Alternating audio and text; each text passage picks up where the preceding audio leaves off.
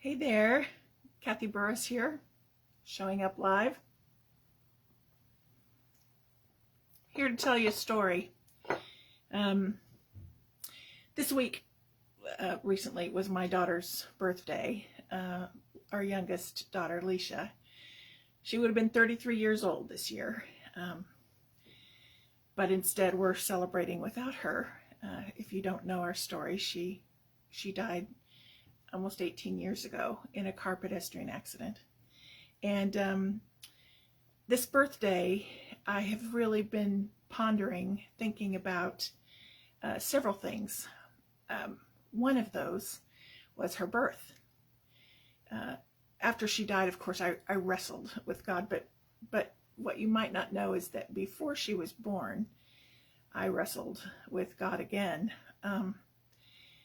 She was born in April, the August before her birth. When I found out I was pregnant with her, a friend of ours was losing yet another child, fighting for his life, a newborn. They had had miscarriages, they had had some stillbirths, they had had so many losses, and I was frantically praying that God would save this baby, that God would spare them yet another loss. And I knew that God could heal him. I knew that that could happen. And there's so much more to that story. But for this story, I started to realize that God was not behaving like I thought he should. And so in my desperation, I found out I'm pregnant with a third child.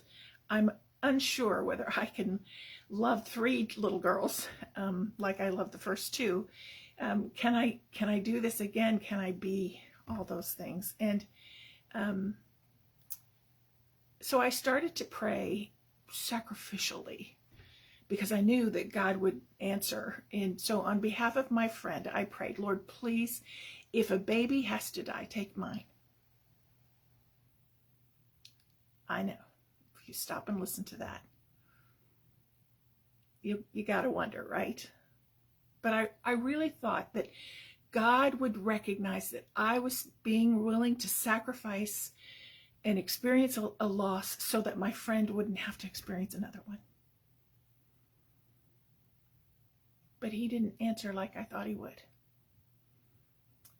And this little baby boy, baby Eric, died in August. And my baby kept growing in my belly. I was furious with God. Why wouldn't he take a genuine offer of sacrifice? Why wouldn't he do that? And you know, I've thought a lot about that since, because my husband's preaching through the book of Zechariah right now, but I love the minor prophets, and I've been reading through some of them again, and so many times they say, God, here's the situation. Are you seeing this? Do you see that this is happening to your children? Do you see that there's a problem? And God says, yeah, I get it. Especially Habakkuk, he's one of my favorites. Do you see, Lord, that there's a problem here? Yep, I got a plan. God says, I got a plan. And so Habakkuk goes, okay, great, you got a plan. And then he realizes that that plan is for another country to come in and take them over. No, God, that's not a good plan. What are you thinking? This is not a good way to do this. And he wrestles with God in that book. Why would you do it this way? And at the end of that book, it's only 3 chapters long at the end, and in chapter 3, he says, okay. Even though the crops will fail, even though the olive trees will wither, even though, and I'm not saying it, quoting it verbatim, but even though these things are going to happen, and the children are going to be captured, even though, yet I will praise you. And so in New Year's Eve of 1990 and 91, New Year's Eve, I wrestled with God in my bed. Rennie was gone to a conference, and I cried and I wept and I wrestled.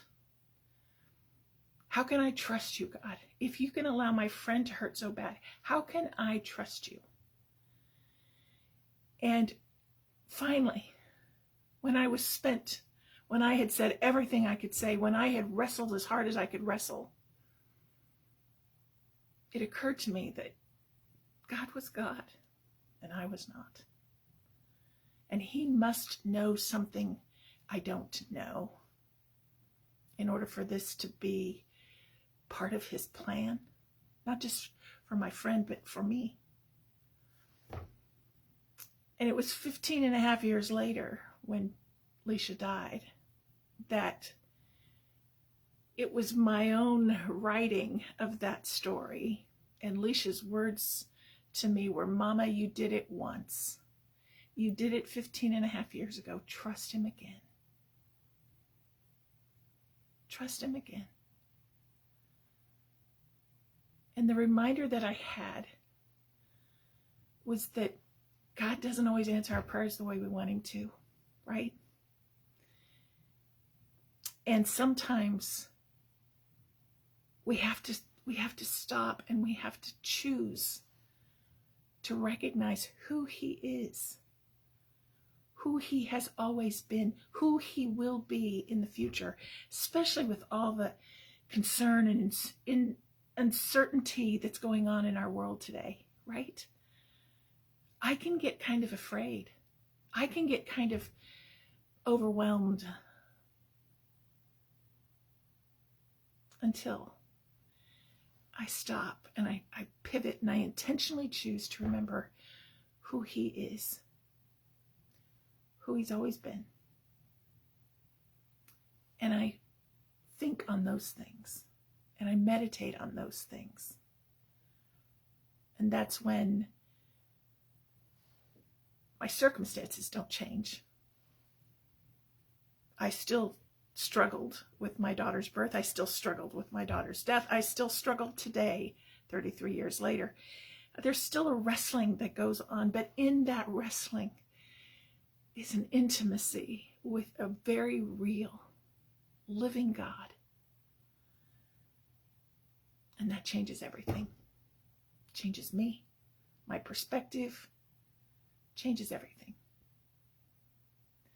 So I'm trying to be more intentional about taking time to stop and notice who God is, to hear his voice, to intentionally listen for the invitation that he's giving me in this day, today, in this moment. And I'd like to invite you to join me. I'm doing a concert of prayer. I'm inviting you to a concert of prayer next Tuesday, May the 7th at 7 p.m. Eastern Time on Zoom. It's a way that we can get more friends together that rather than just local. But we're doing a concert of prayer for women, for you to take time, for me to take time to intentionally pause and notice how God's showing up, to listen for his voice and to hear the invitation that he's giving to us. So, girlfriend, I'd like to invite you. I'll put the link below with some more information. You can just email me at Kathy@kathyburruss.com and just put concert in the subject line and tell me you're coming, and I'll send you the login information. I'm excited because I think if ever there was a time we need to gather to pray, it's now. We need to put ourselves in the presence of God, and we need to join our voices and support each other and mirror for each other how God is showing up. I hope you'll join me. There's some wrestling going on for all of us in some way, shape, or form. Let's go sit at his feet, lift our chins to see his face, and see what we hear. Does that make sense? All right, I gotta go. Thanks for listening. Talk to you later.